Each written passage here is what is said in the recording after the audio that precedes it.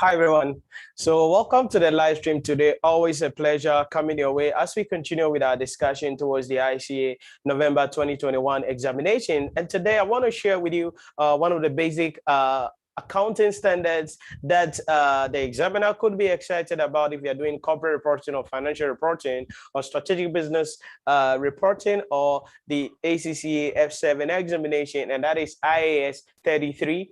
Earnings per share. And this is one of the basic standards, like I mentioned, and I want us to go through it. There are basically 5 key issues that we need to understand when it comes to dealing with the earnings per share. We're going to be looking at the basic earnings per share and then the diluted earnings per share. And most importantly, how the pieces add up together in order for us to understand it in that case. Now, I see some of you guys joining. You are welcome to the live stream. Give us a thumbs up on the video when you join. It helps us a lot. But most importantly, put it in the comment section, put it in the chat. Any questions that you have for me and something that you would want me to share my thought on as we get into the discussion today.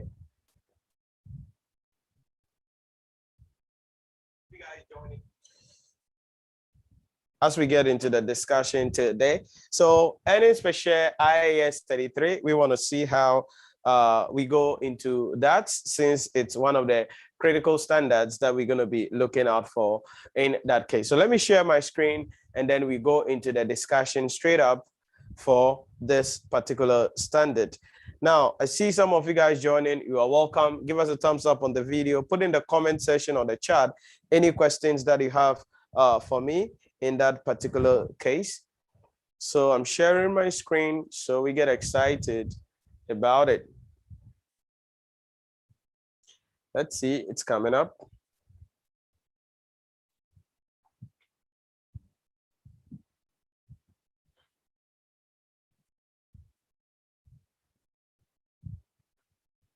Okay, there you go. So IAS 33, earnings per share, earnings per share.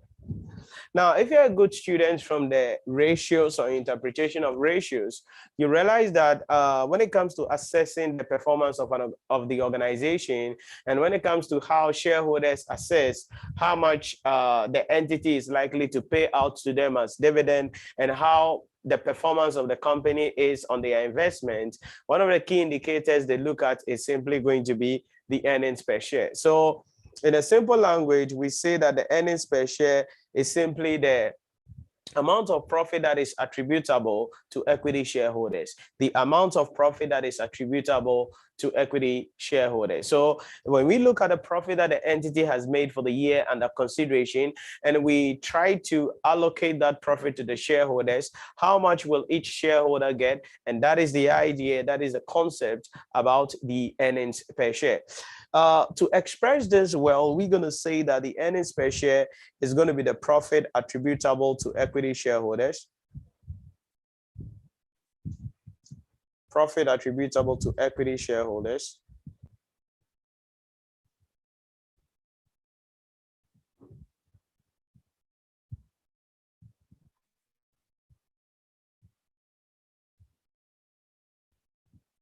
Divided by weighted average number of equity shares.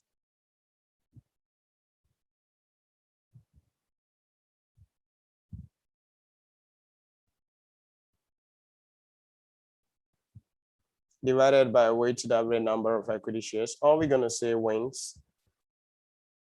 And that is the idea about the earnings per share. So we're going to be looking at how much profit is attributable to the equity shareholders divided by the total number of equity shares that we have as an entity for the period under consideration, and then we will get our earnings per share. Now, you got to be careful here, because when we say profit attributable to equity shareholders, what we actually mean is that, so when we say profit attributable to equity shareholders pays, we actually mean the profit for the year after tax. So profit after tax, dividend to preference shareholders,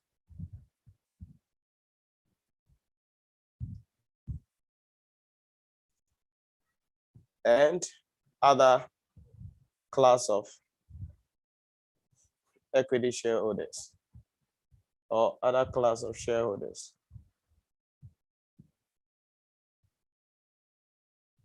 Or other class of bondholders. So it is profit of the tax, dividend to preference shareholders, and then also dividend or interest to other class of bondholders at the end of the day. Now, you remember that preference shareholders, the dividend that is paid to preference shareholders is not treated in the statement of profit or loss, right? Because it is an equity thing. So it is treated usually in the statement of changes in equity as part of the dividends that are paid for the year. So when we are looking at a profit attributable to equity shareholders, it's going to be the profit for the year after tax, certainly. Then dividend that is paid to equity preference shareholders and then other class of bondholders is going to be deducted at the end of the day. When we talk about the weighted average number of equity shares, we simply means the equity shares that qualify for the receipt of dividend for the year under consideration. So it refers to the number of equity shares that qualifies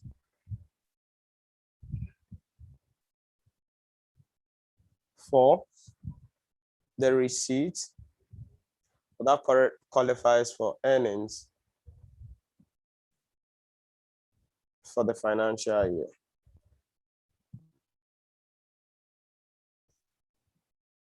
As at the reporting date.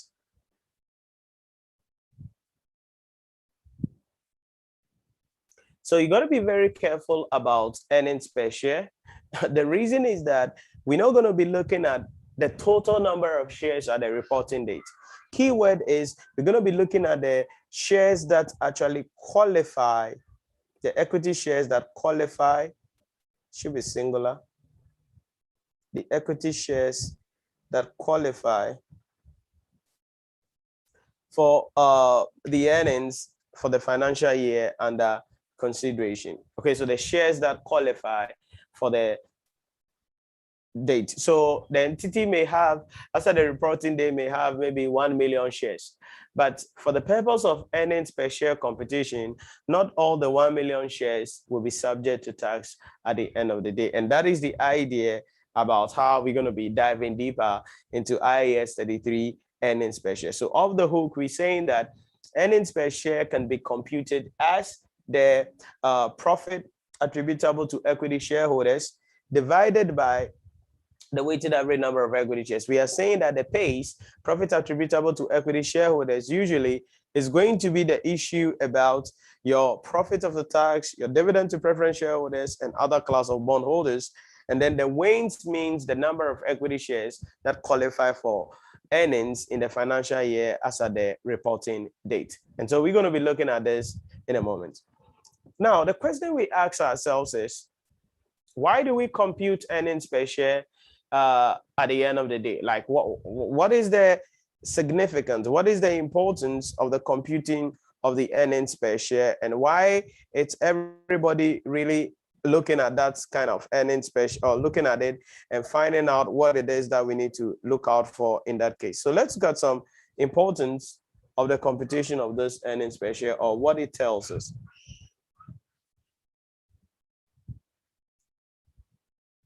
So importance of earnings per share.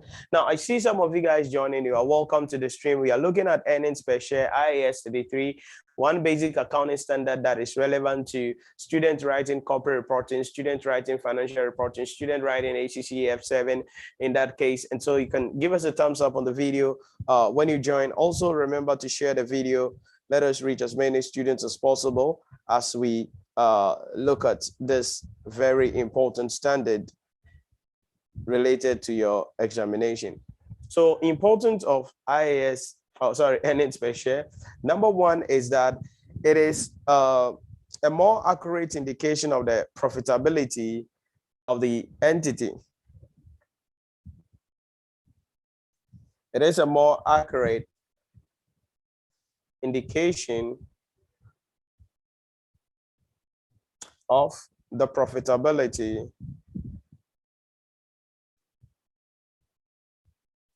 of the entity. It is a more accurate indication of profitability, because remember, how do we compute it?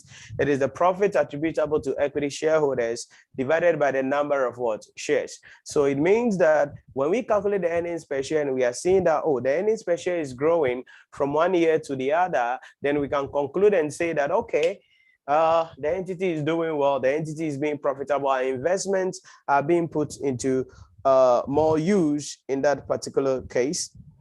Then two, the earnings per share is an indicator for the amount of dividends that the entity is likely to pay.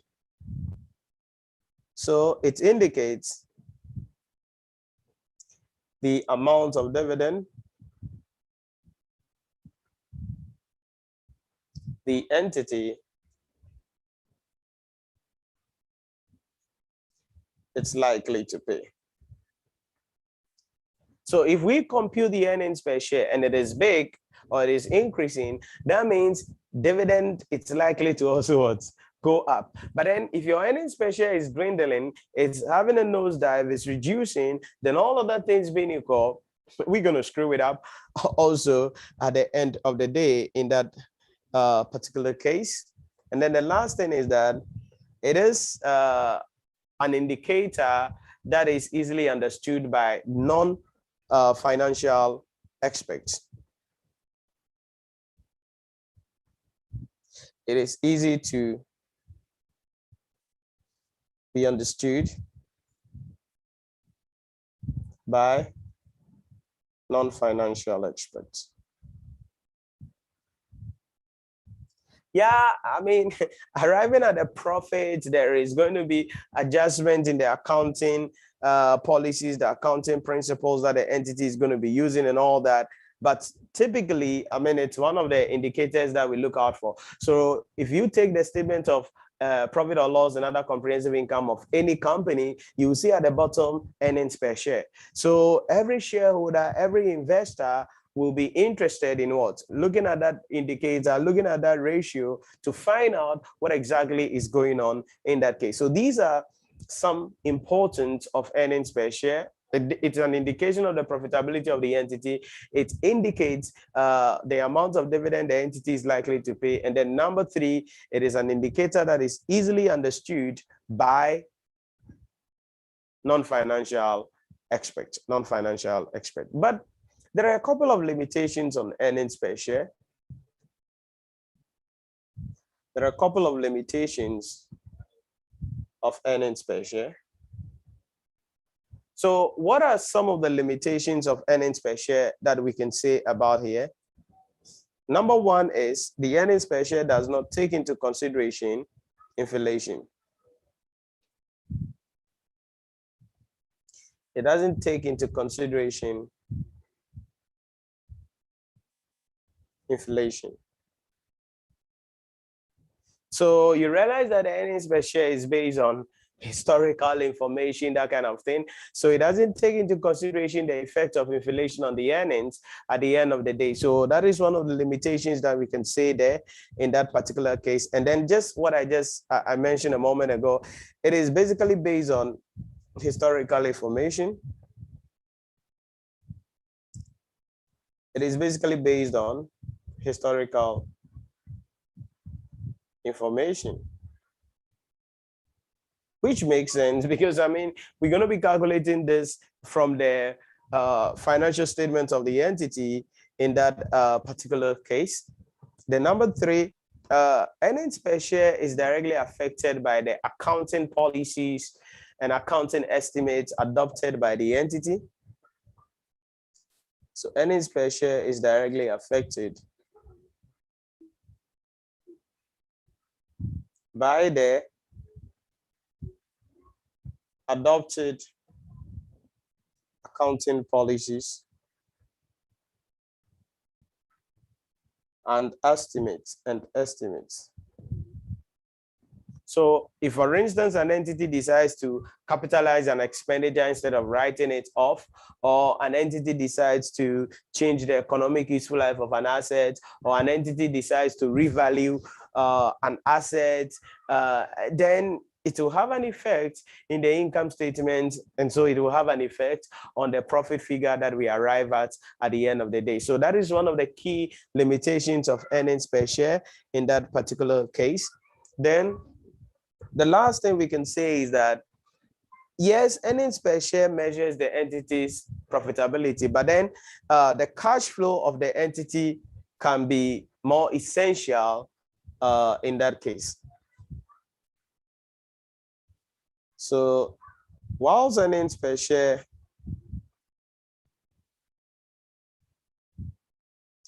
measures profitability,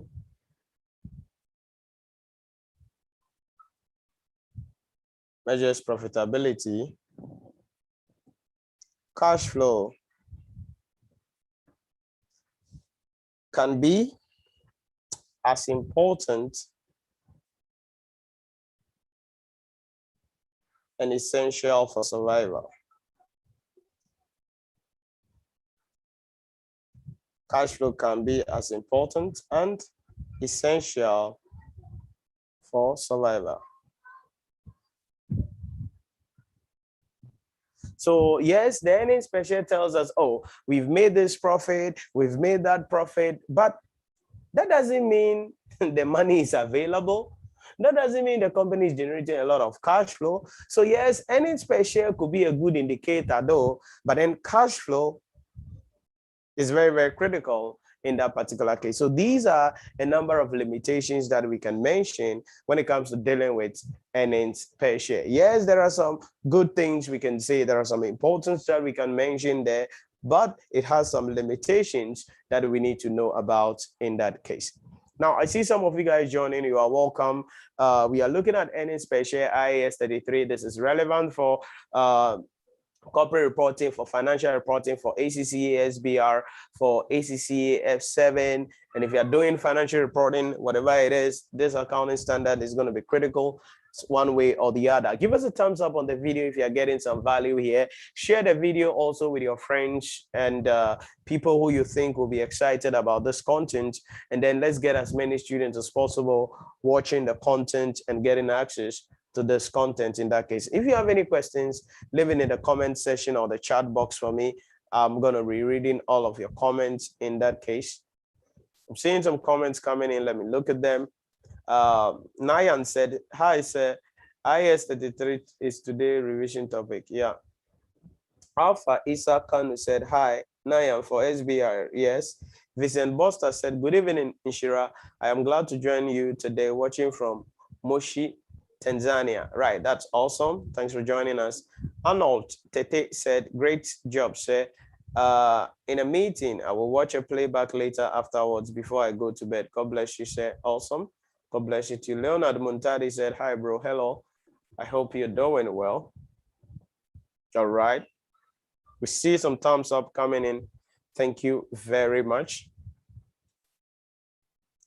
So now that we've spoken about the issue in relation to the theoretical aspects, let's look at the kinds of earnings per share that we have.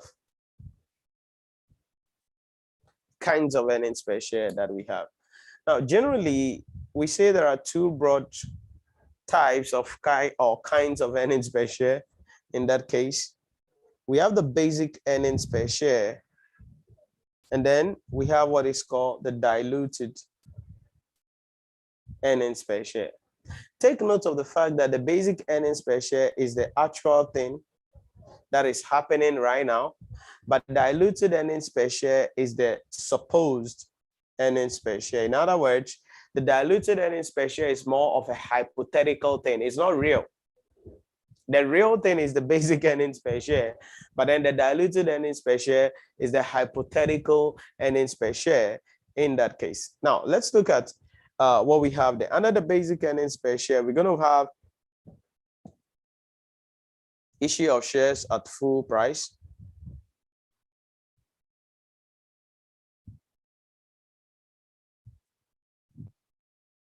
Two, we're going to have bonus issue. And then three, right issues. So we're going to have issue of shares at full market price. We're going to have bonus issue, and then we're going to have right issues, right? Next one, under the diluted earnings per share, we're going to have two things coming in there. We'll have treatment for convertible loan notes. Now, if you remember the convertible loan notes, they are accounted for as financial liability under IFRS 9, financial instruments, and we will just look at the effect of that on the earnings per share in that particular case. Then the next one is going to be share options. We'll look at this also, but this is an accounting standard, IFRS 2, share-based payment deals with share options, but we'll look at the effect of that on the earnings per share of the entity in that case. So we have the basic earnings per share, what is actually happening, what is actually going on. Then we have the diluted earnings per share, what is supposedly happening or what is hypothetically happening in that case. So there are 5 things. We're going to take them one after the other and then talk a little bit about them and see how we can calculate the earnings per share under each of the scenarios. Then we see what we're going to do. So let's start with the basic earnings per share.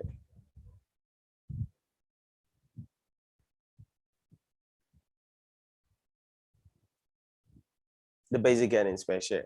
Like we mentioned, the basic earnings per share is the earnings per share that actually is happening in the period under consideration. So we're going to take it one after the other and look at number 1, the issue at full price.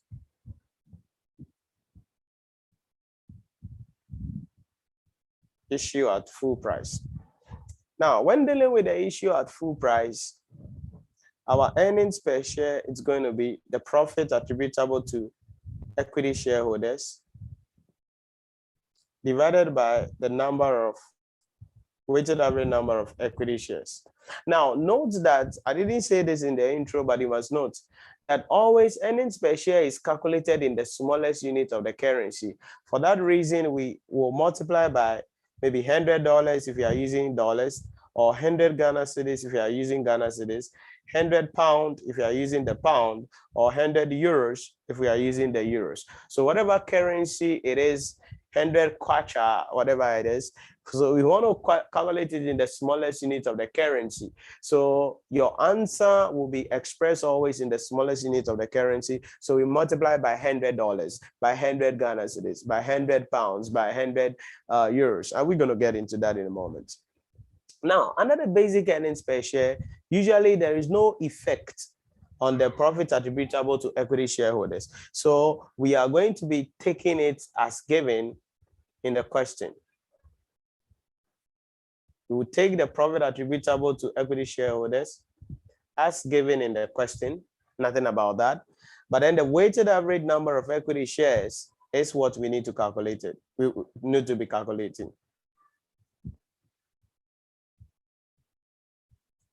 So we need to calculate the weighted average number of equity shares, but we need to take the profit attributable to equity shareholders as given in the question. So let's look at it and let's find it out. How do we calculate the weighted average number of equity shares? Now, the weighted average number of equity shares is going to be calculated taking into consideration the timing ratio at the end of the day. So what does that mean? What does that mean? So typically what is going to be happening is that the weighted average number of equity shares is going to simply be your outstanding shares multiplied by X over 12. That is the timing ratio. Usually that is going to be at the beginning, then plus the total shares after the issue multiplied by also X over 12. I'm going to explain this with a question, don't worry. So there's going to be 2 things. Now, the first part is what is happening before the issue. So this is before the issue, the period before up to the time the issue happened. Then you are looking at the total number of equity shares here after the issue.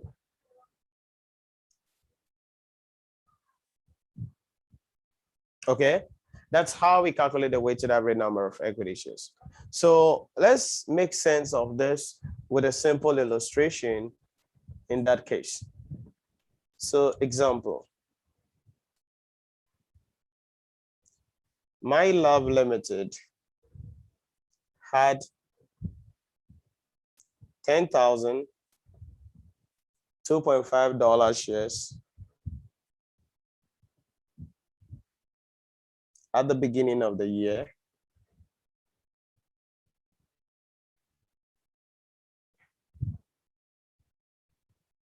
At the beginning of the year.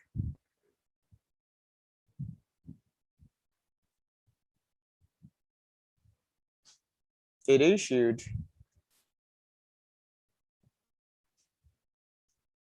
4,000 shares at $4.25 per share on 1st March 2020.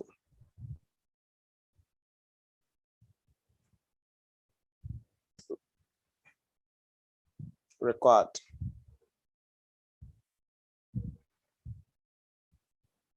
Calculate the EPS if the profit for the year,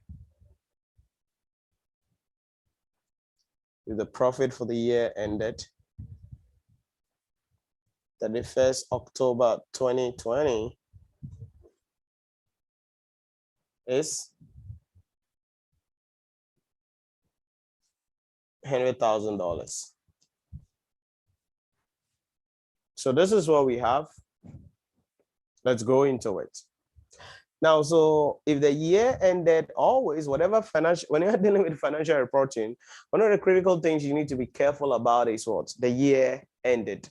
So if our year ended is 31st October 2020, that means the year starts from where? 1st November. Are you getting the idea?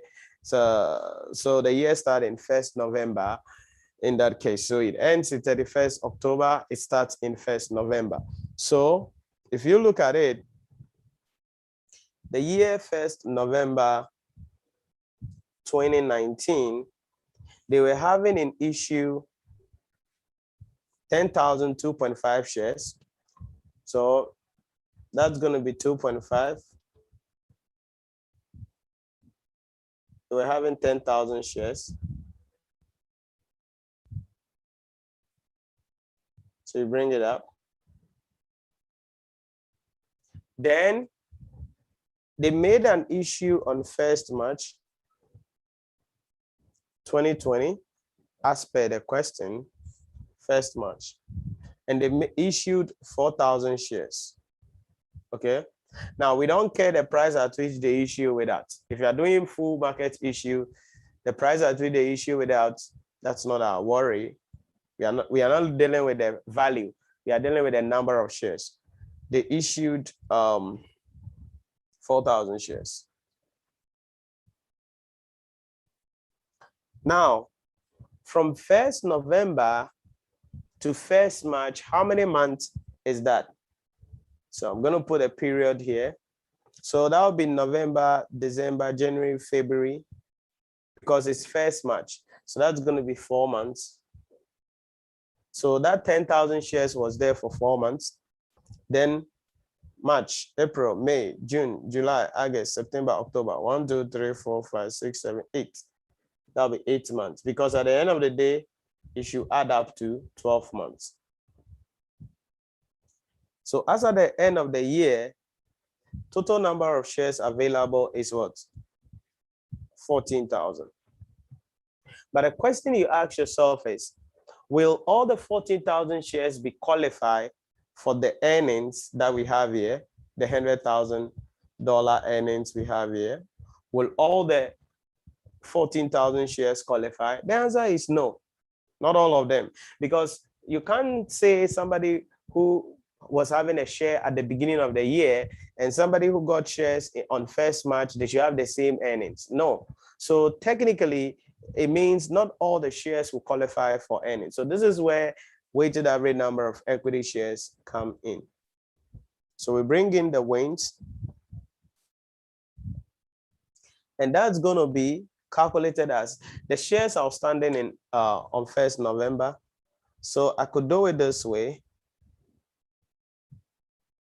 I could put a period here. I could put outstanding shares here. I could put the timing ratio here. Then I could have the average here. Okay, so I could set up the pro forma like this. So from 1st November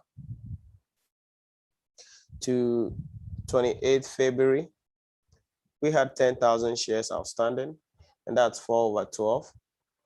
Then on 1st March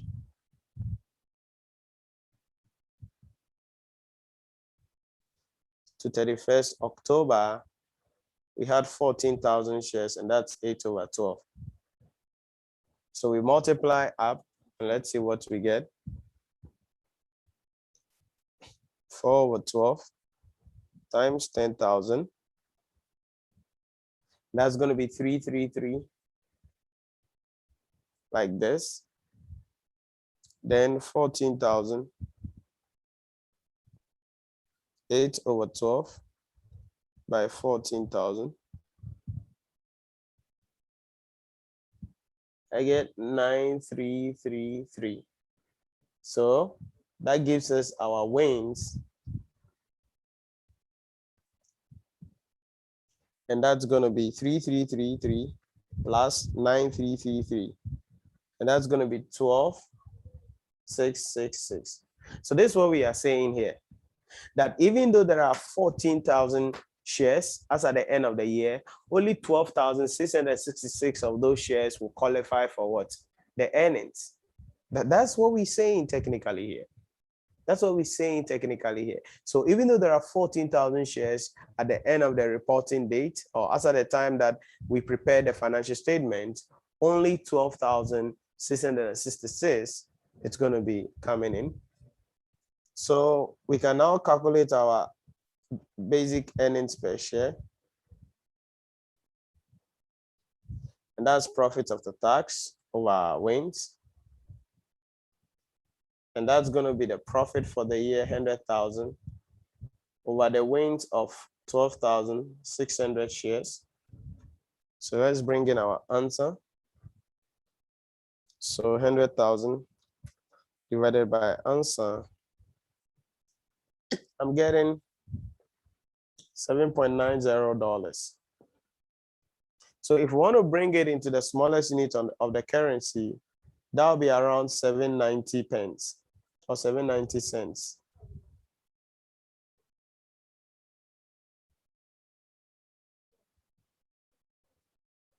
$790 in that particular case, meaning we multiply it by 100. Do you get it? So you can leave your answer in the absolutes like this, like you will not be punished, or bring it to the smallest unit of the currency in that case. So that is how we deal with the basic earnings per share if there is a full issue. If there is a full issue. Very sweet, simple, straight to the point. So the thing you have to take into consideration is, what is the reporting date? When was the issue made? Then once you know what is the reporting date when the issue was made, definitely you will be able to solve it and then get your answer for that part. Any questions, please? Any questions? I see some of you guys joining. You are welcome. Give us a thumbs up on the video when you join. Share the video. Let us reach as many students as possible watching the live stream together. And let's see how we can together assist a lot of students in that case. See some comments coming in. Let's see. Basti GH said, Good evening, sir. I joined late, but I am really enjoying the lecture. Okay, that's awesome to hear. I see some of you guys joining. Give us a thumbs up and then comment in the chat any questions you have for me. Anything you would want me to share my thought on, put it in the chat for me. In that case, so that is the basic earnings per share. That's the basic earnings per share. Then we go to the second one, and that's bonus issue.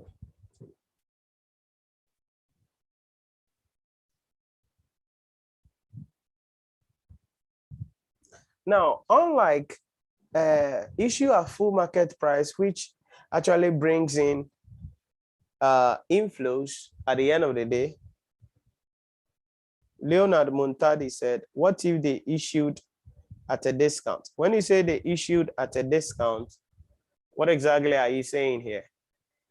If you say they issued at a discount, what exactly are you saying? Issued at a discount with a price or what?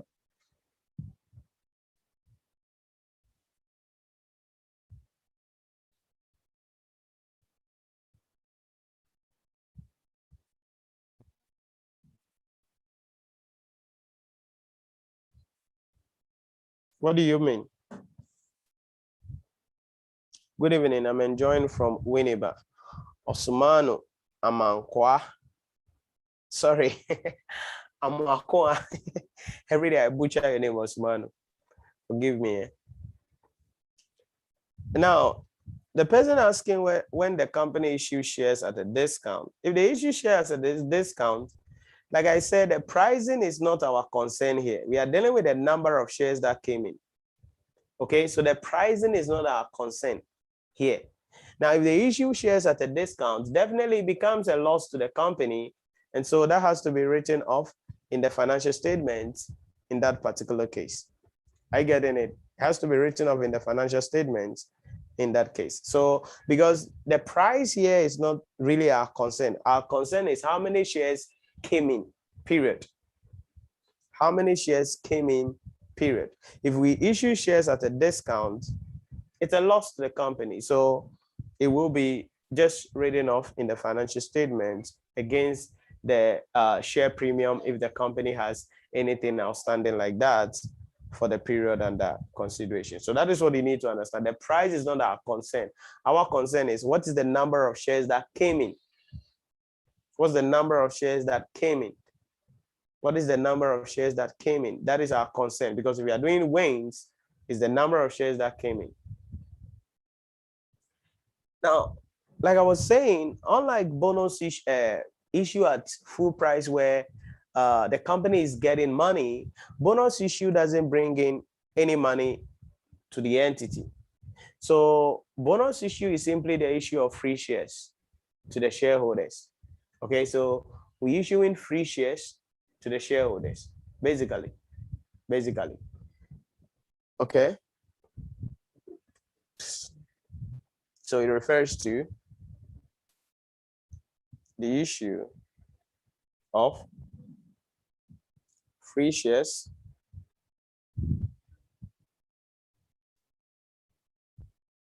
to the shareholders of the entity. In other words, it is about converting, how do we call it? Reserves into share capital. In other words, it is about the conversion of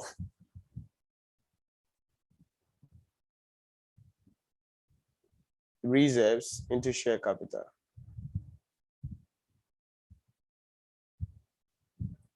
Now, this happens almost every time.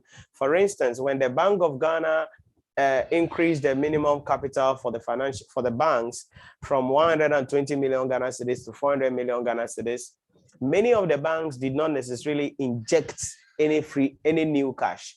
All they did is they converted their reserves into share capital, which was approved by the Bank of Ghana at the end of the day. What it means is that the shareholders had more shares at the end of the day so that they could meet the minimum capital requirement. So if they have reserves from retained earnings, reserves from maybe revaluation surplus, reserves from share premium and all that, it could just be converted back into share capital in that case. So this is where instead of paying dividend to the shareholders, we rather give them equity shares. Do you get the idea?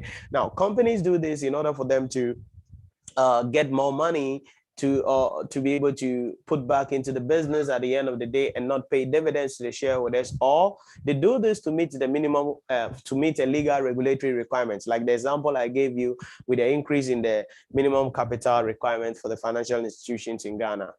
Now, because it is a free share that is issued to them, it means that there is some bonus factor coming in. Okay, there is some bonus factor coming in.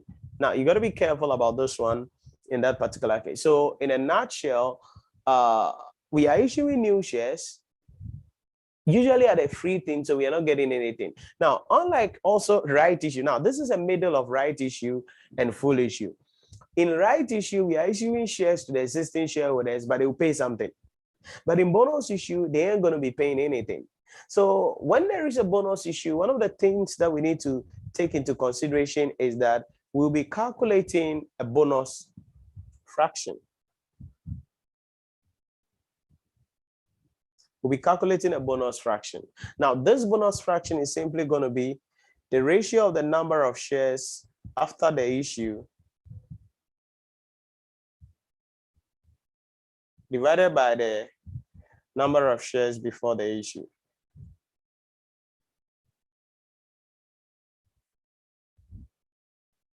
Please be careful about this one. Please be careful about this one. So we calculate a bonus fraction, and that bonus fraction is going to be the number of shares after the issue and the number of shares before the issue. What does that mean? It means if the entity did a 2-for-5 bonus issue, meaning we will give you 2 new shares for every 5 you are having. So if it is a 2-for-5 bonus issue, then the bonus fraction, BF, is going to be the number of shares after the issue. Now, if we do the issue, you will now have 7 shares. So we add the 2 to the 5, it becomes 7 shares. But previously, you were having only what? 5 shares. That is the issue about the bonus fraction. That's the issue about the bonus fraction. So whatever be the case, maybe it is 1-for-4 bonus issue. So we give you 1 new for every 4 outstanding. So if it is 1-for-4, then it's going to be total number of shares after the issue 5 divided by the shares before the issue 4. Are you getting it? So that's how we calculate the bonus fraction when we are doing a bonus issue. That's how we calculate the bonus fraction when we are doing the bonus issue. And this is very important for you to understand. The calculation of bonus fraction and the bonus issue is different from the way we calculate the bonus fraction if we are dealing with right issue. That's the next thing. We'll get there. But before we get there, make sure you swallow this one very well. Because when we get there, the workings will be different, the approach will be different. And so you must know when to use what. And that's very, very important. Now, this bonus fraction that is computed will apply to shares outstanding prior to the bonus issue. Okay? So NB, the bonus fraction applies or affects only shares outstanding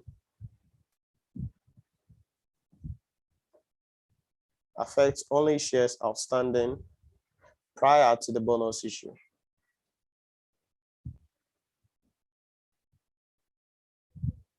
Prior to the bonus issue. So it is only the shares outstanding prior, keyword. Before the right issue, how many shares were we having outstanding? That's what is going to be happening in that case. So let's pick a question. Let's bring in an illustration and let's see how the heck we go through that. You ready? So example. Now I see some of you guys coming in. You're welcome. We are doing IAS 33 earnings per share, one of the basic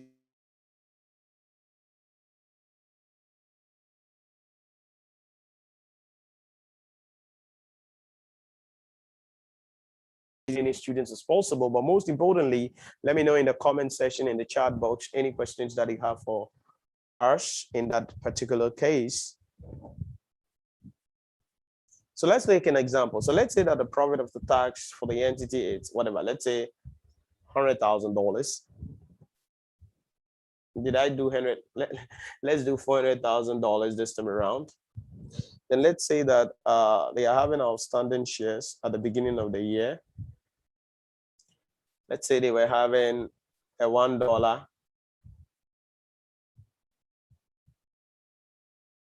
$1, 40,000 shares. Then let's say that on 1st April 2020, they made a bonus issue of 243 on 1st April. So our requirement is simple. It's gonna be that we will deal with how do we call it? The earnings per share at the year ended 31st September 2020. So let's see what we do here. Solution. Now, if the year ended is 31st September, then the year starts in October. So from 1st October 2019 to 1st April, so that is 30th March or 31st March 2020, we were having 40,000 shares outstanding. Then from 1st April to 31st September 2020, they did a bonus issue. Now, how many months do we have there? You could see that, maybe let me just put a period here before. So that's October, November, December, January, February, March, 2 for 6 months. Well, so that's 6 months. Then April, May, June, July, August, September, 2 for 6. That's also 6 months. Sounds good? So 6 months either way. But let's see the number of shares that was issued during this period. So the bonus issue is 2 for 3. So that would be 2 over 3 times 40,000. We give you 2 new for every 3 you have.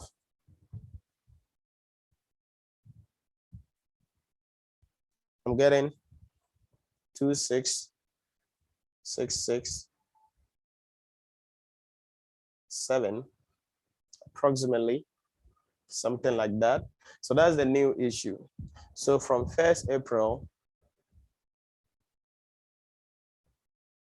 at 1st April, will be the 40,000 plus 266667, and that's going to be 66,667 in that case. 66,667 in that case.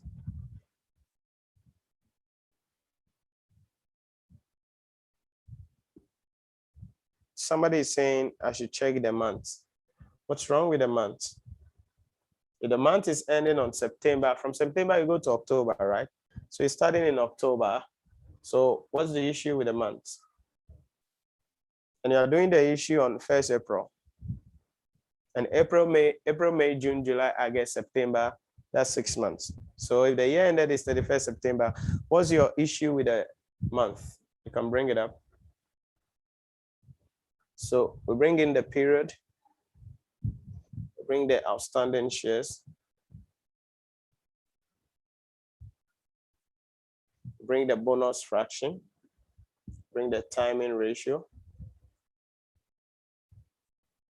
We get an average.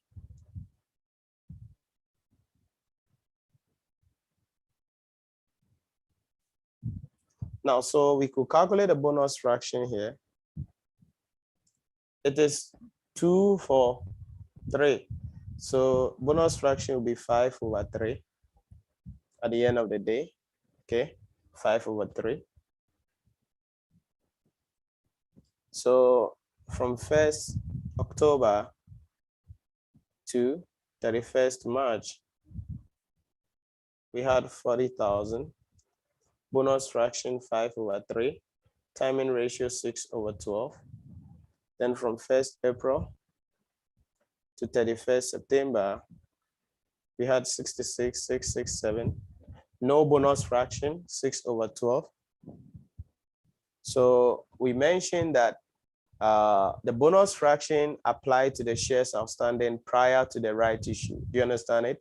So the statement we made here, it means that the bonus fraction will only affect the shares outstanding prior to the right issue. So let's multiply it up.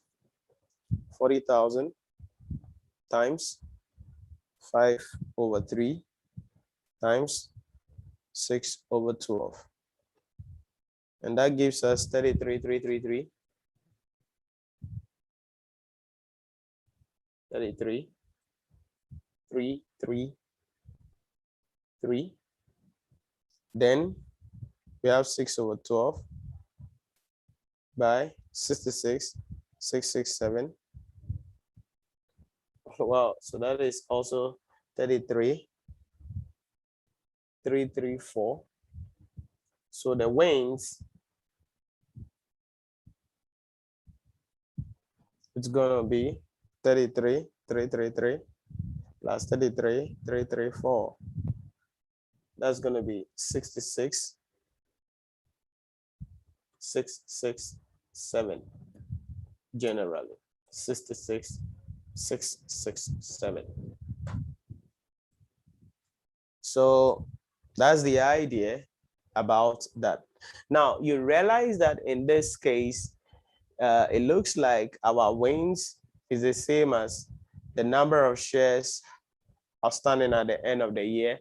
The reason being that this is usually to the existing shareholders. So it means that all of them will have the right to have ownership or have the earnings coming in that case, but that is not always going to be the same. So some of you will be drawing some conclusion already.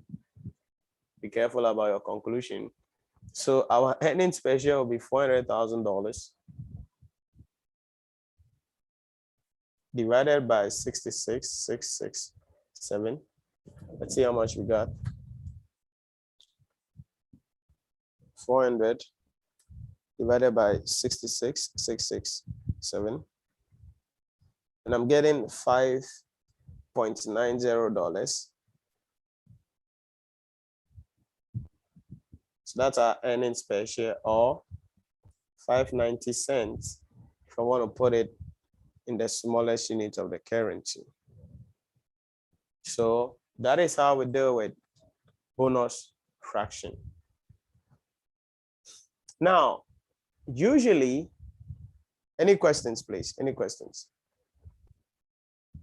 Usually, when the bonus fraction is done at the start of the year, we will ignore any timing ratio and just add it and go away and not calculate any bonus issue. Okay? So NB, where the bonus issue occurs at the start of the year,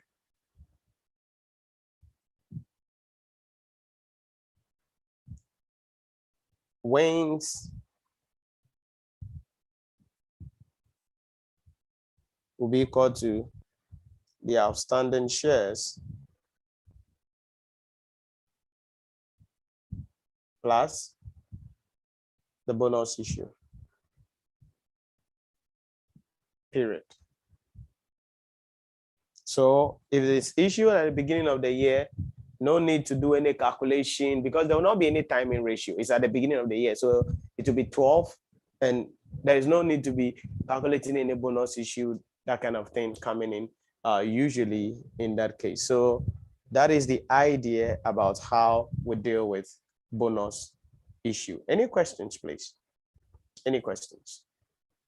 Very sweet, simple, straight to the point. Any questions?